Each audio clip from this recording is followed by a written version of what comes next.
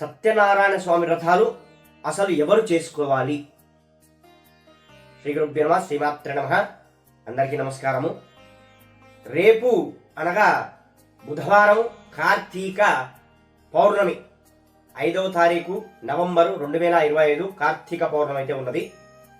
ఈ కార్తీక పౌర్ణమి అంటేనే మనకు గుర్తొచ్చేటువంటి విషయం ఏమిటయ్యా అంటే సత్యనారాయణ స్వామి వ్రతాలు. అయితే ఈ కలియుగంలో చాలా మందికి ధర్మ సందేహం అయితే ఉన్నది. చాలా మందికి అసలు సత్యనారాయణ స్వామి వ్రతాలు ఎవరు చేసుకోవాలి?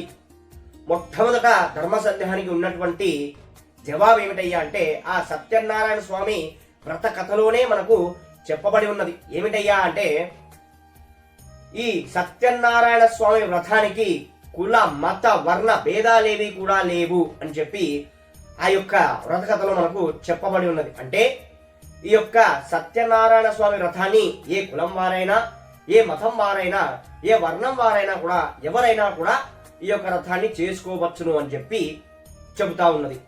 మరి రెండవ ధర్మ సందేహం ఏమిటయ్యా అంటే స్వామి మా ఇంట్లో సత్యనారాయణ స్వామి వ్రతం లేదు, ఎప్పుడు కూడా మేము చెయ్యలేదు, ఇప్పుడు కొత్తగా ఇంటిని నిర్మించుకున్నాము, చెయ్యాలనుకుంటున్నాము, మరి దానికి తప్పకుండా ఏదో క్షేత్రానికి అన్నవరం కానీ, యాదాద్రి కానీ, లేదా తిరుమల కానీ, లేదా ఇంకేదైనా క్షేత్రానికి వెళ్ళి అక్కడ సత్యనారాయణ వ్రతం చేసిన తర్వాతనే మేము ఇక్కడ మా ఇంట్లో లేదా మా స్వగృహంలో లేదా మాకు నచ్చిన చోట చేసుకోవాలా అనేటువంటి సందేహం అయితే ఉన్నది.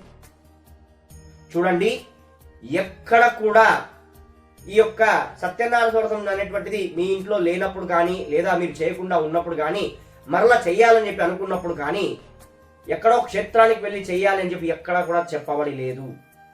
కావున ఎలాంటి నిస్సందేహం పెట్టుకోకుండా ఆ యొక్క సత్యనారాయణ వ్రతాన్ని మీరు చేసుకోవాలనుకుంటే మీరు ఎక్కడ చేసుకోవాలనుకుంటే అక్కడ చేసుకోవచ్చును. ఈ కలియుగంలో హరినారాయణుల యొక్క నామస్మరణ ఎంత చేస్తే అంత మంచిది.